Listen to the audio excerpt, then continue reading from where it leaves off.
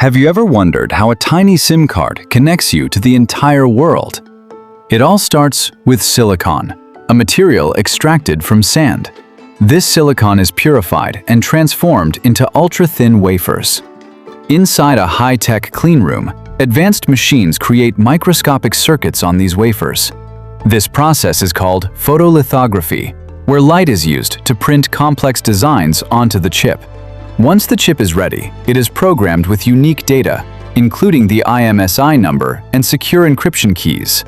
This is what makes every SIM card unique and allows it to connect to a mobile network. The chip is then embedded into a plastic card. Large sheets are cut into different sizes: standard, micro, and nano SIM cards. Each SIM card goes through strict quality testing. It is checked for durability, heat resistance, and signal performance. Finally, the SIM cards are packaged and shipped to mobile operators around the world. And when you insert the SIM into your phone, your connection to the world begins, with the power to connect billions.